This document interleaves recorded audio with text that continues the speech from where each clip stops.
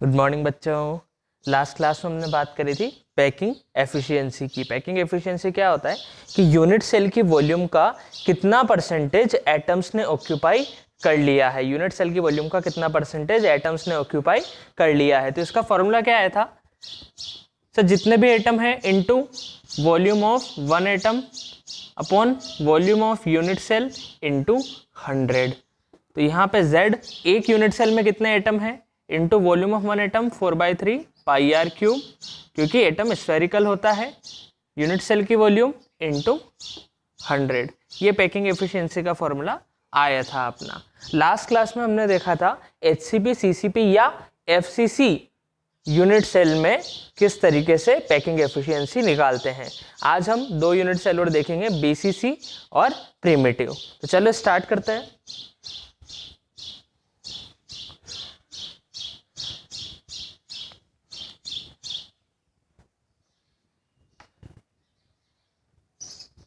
देखो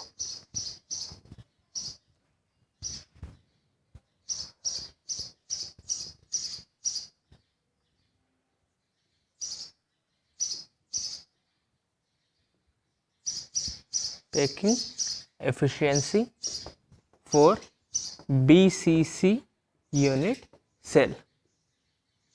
packing efficiency for BCC unit cell. अब देखो BCC यूनिट सेल कैसी होती है बच्चों।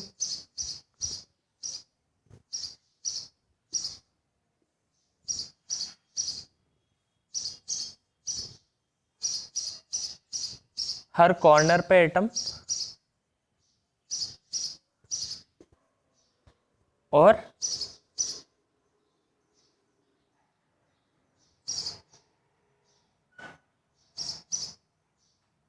सेंटर पे एक और एटम, बॉडी के सेंटर पे, बिल्कुल सेंटर पे एक और एटम। ठीक है। अब सबसे पहले अपन फॉर्मूला लगा देते हैं पैकिंग एफिशिएंसी का। तो पैकिंग एफिशिएंसी का क्या फॉर्मूला होता है, Z into 4/3 pi r cube upon A cube into 100। तो Z कितना है BCC के लिए, 4 BCC, Z is equal to 2। तो पैकिंग एफिशिएंसी कितना हो जाएगा, 2 into 4/3 pi r cube upon A cube into 100। अब वापस से हमें वही काम करना होगा, A और R में रिलेशन निकालनी पड़ेगी। इसके लिए हम जाते हैं कि सर कोई भी जो अपनी यूनिट सेल है उसकी एक साइड या एक कोई भी लेंथ को हम A के टर्म्स में भी लिख देंगे और R के टर्म्स में भी लिख देंगे। वो कब लिखेंगे, जब हमें ये पता चलेगा कि कौन से वाले एटम्स एक दूसरे को टच कर रहे हैं। तो जो क्लोजेस्ट नेबर होंगे वो एक दूसरे को टच करेंगे। तो BCC में क्लोजेस्ट नेबर कौन से होते हैं सर, कॉर्नर और सेंटर वाला एटम। ये वाले क्लोज नहीं है, ये वाले क्लोज है, तो ये एक दूसरे को टच करेंगे। ये बात समझ में आ रही है, ये दोनों एटम्स और ये दोनों, क्योंकि सेंटर वाला सबसे क्लोज होता है। तो अगर तुम 3D में रियल डायग्राम देखोगे तो ये जो सेंटर वाला एटम है इसे भी टच करेगा, इसे भी टच करेगा, इसे भी, इसे भी, इसे भी, इसे भी। लेकिन यहाँ बनाना वो बहुत मुश्किल है और बहुत कॉम्प्लिकेटेड हो जाएगा डायग्राम। तो मैंने बस इन दो कॉर्नर एटम से टच कराया है, लेकिन वो होता सारे एटम्स से टच है।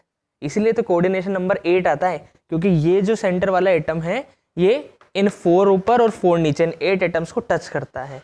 समझ में आई बात। अच्छा, तो सर अब अपन क्या करें। अब देखो तुम्हें भी नजर आ रहा होगा, मैं दिखाता हूं। ये वाली साइड नजर आ रही है क्या, ये वाली साइड,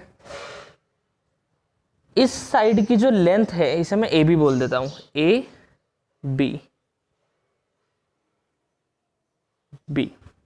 इस साइड की जो लेंथ है बच्चों, अगर उसे अपन रेडियस के टर्म्स में लिखें तो AB क्या होगा सर, AB होगा, ये हो गया R इसकी रेडियस, ये हो गया इसका डायमीटर 2R और ये हो गई इसकी रेडियस R, यानी कि R plus 2R plus R।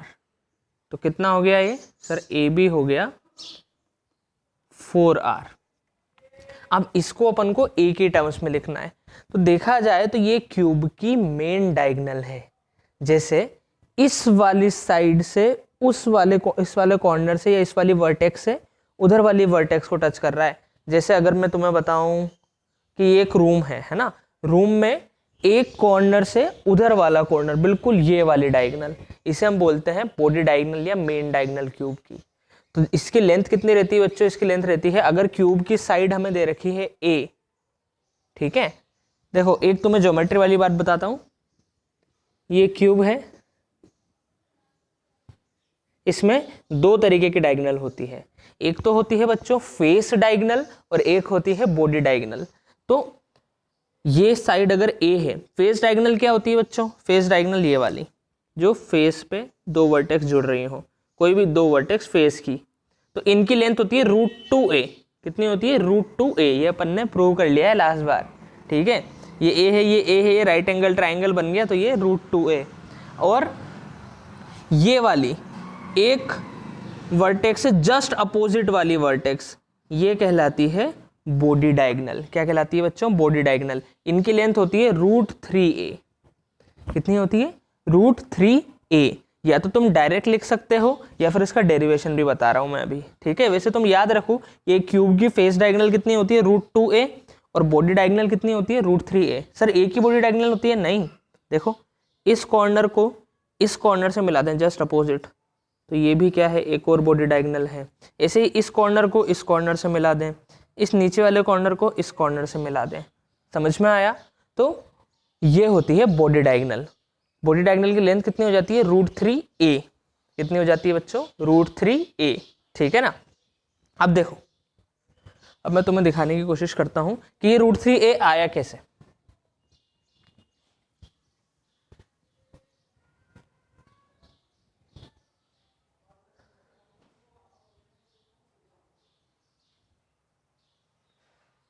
देखो अगर मैं इस पॉइंट को C बोल दूं और इसे ज्वाइन कर लूं, तो क्या तुम्हें एक राइट एंगल ट्राइंगल नजर आ रहा है क्या बच्चों? एक राइट एंगल ट्राइंगल नजर आ रहा है?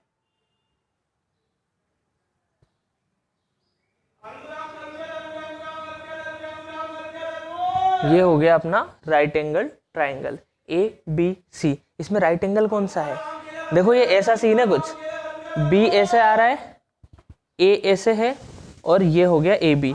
तो BC जो है, BC तो अपना बेस पे पड़ा हुआ है XZ प्लेन में, और ये है परपेंडिकुलर, तो ये एंगल ऐसा दिख रहा है हमें, लेकिन ये है तो 90 डिग्री, क्योंकि ये हॉरिजॉन्टल है और ये वर्टिकल है, तो ये एंगल है तो 90 डिग्री ना। चाहे ये ऐसे दिख रहा है तो हमें यहाँ इतना समझ में नहीं आ रहा है, लेकिन ये एंगल देखो, ये एंगल कितना है? ये एंगल 90 डिग्री है।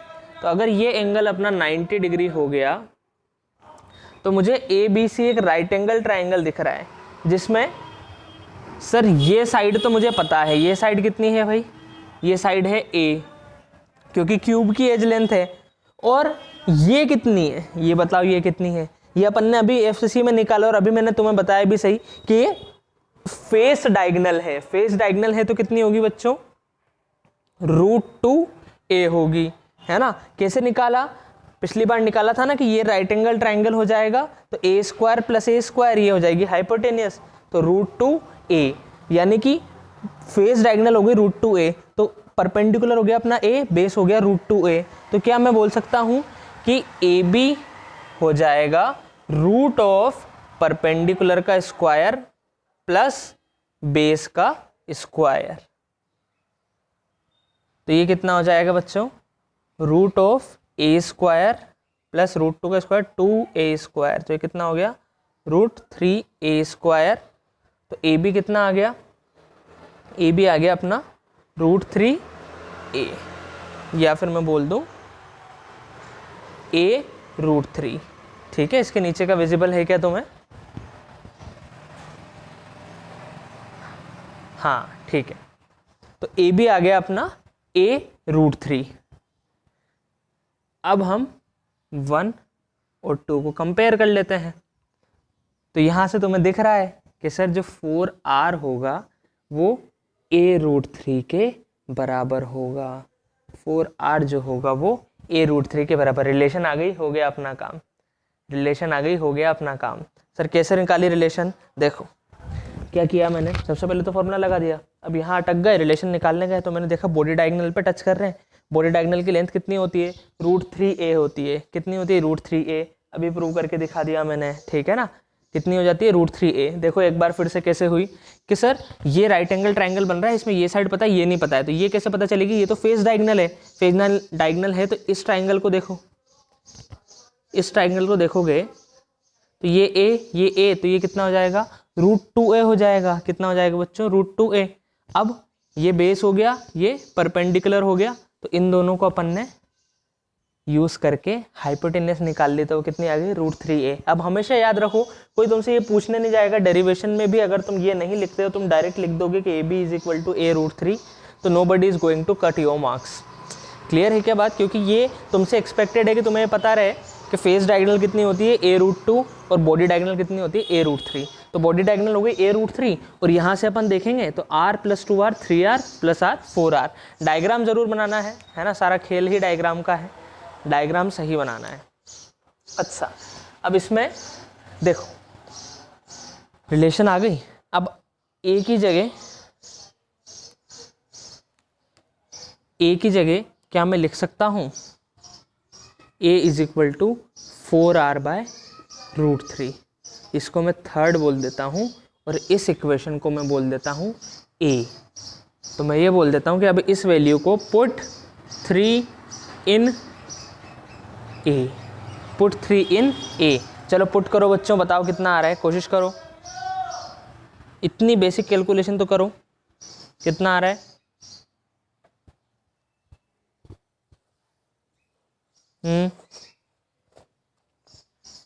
जल्दी से बताओ वीडियो पॉज करके।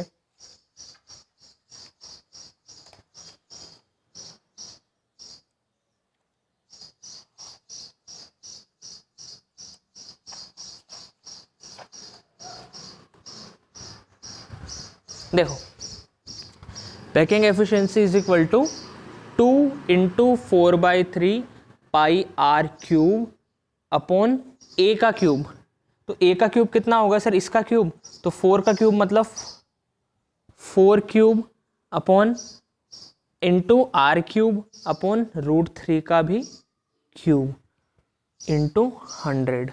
तो अब देखो r³ से r³ कैंसिल, और बाकी सब कांस्टेंट है, 2, 4, 3 पाई, 4 का क्यूब, √3 का क्यूब, ये सब कांस्टेंट है।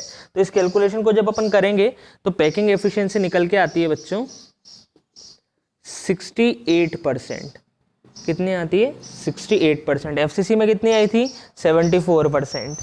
बीसीसी में कम आई है, बीसीसी में कम आई है, यानी कि बीसीसी और एफसीसी में ज़्यादा अच्छे से पैकिंग किस में हो रही है, एफसीसी में हो रही है। बीसीसी और एफसीसी में ज़्यादा अच्छे से पैकिंग किस में हो रही है, एफसीसी में। क्यों, क्योंकि उसकी पैकिंग एफिशिएंसी है 74% और इसकी कितनी है 68%। फॉर बीसीसी सेम तरीके का डेरिवेशन है, बस रिलेशन अलग आई है।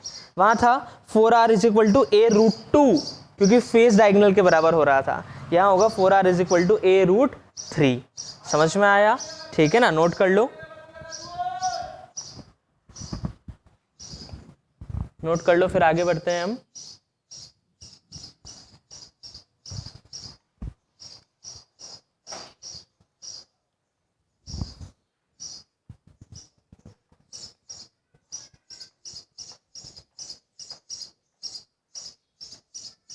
चलो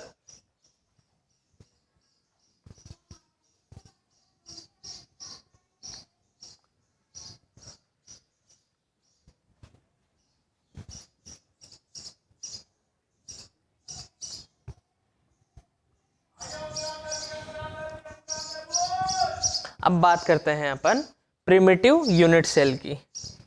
फॉर प्रिमिटिव यूनिट सेल,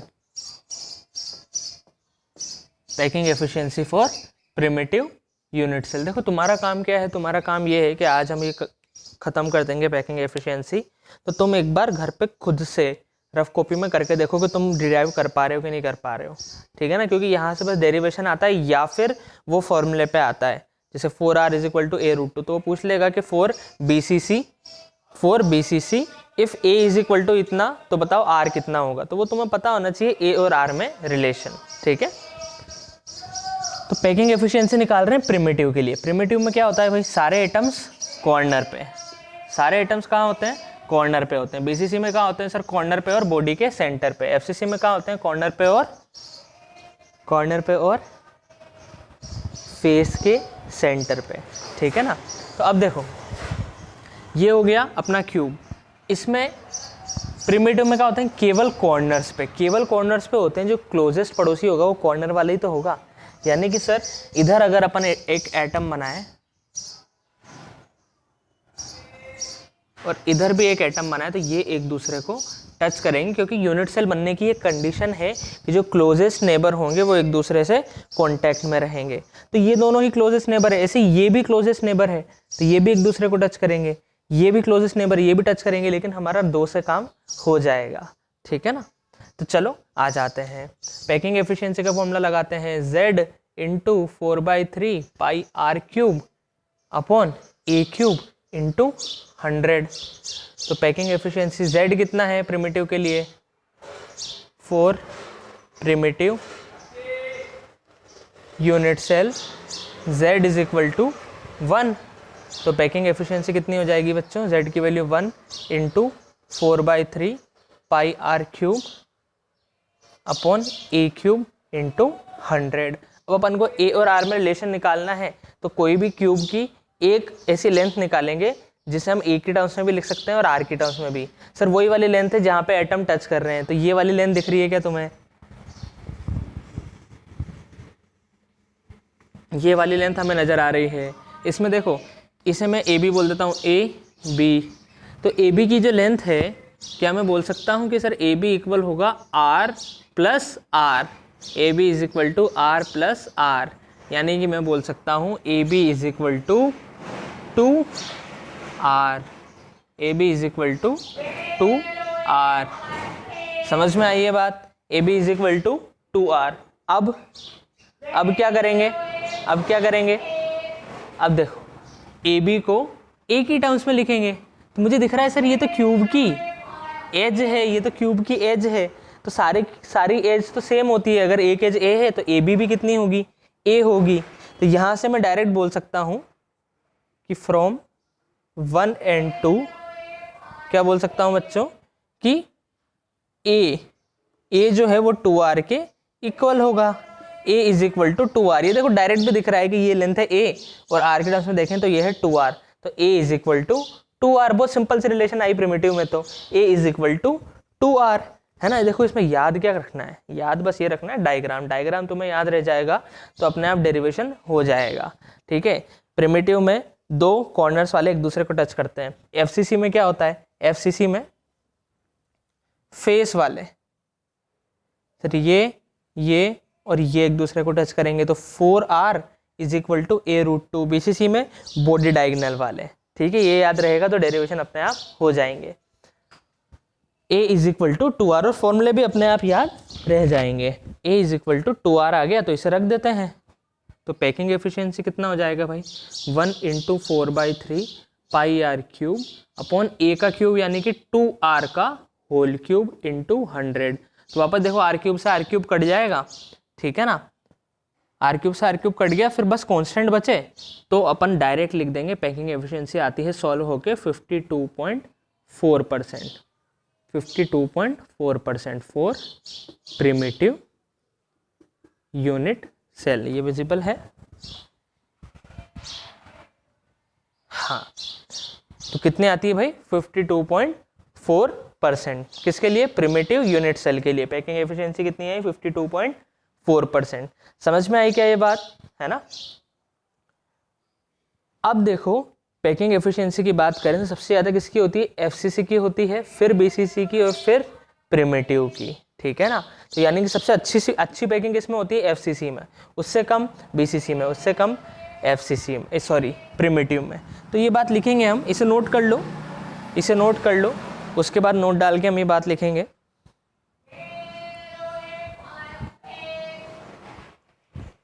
ठीक है।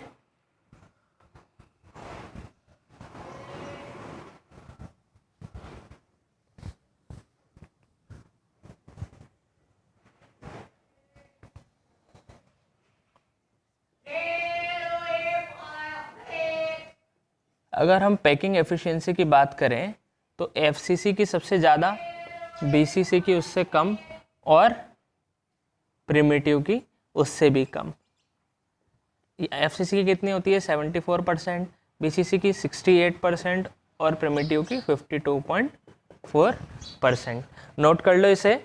और आज हम यहीं तक पढ़ेंगे, कल हम देखेंगे किसी भी एलिमेंट की सॉलिड की डेंसिटी कैसे निकालेंगे, उस पर न्यूमेरिकल बनते हैं, ठीक है ना। तो बहुत इजी सा टॉपिक है वो भी, इसे कर लो, कल मिलते हैं, चलो बाय।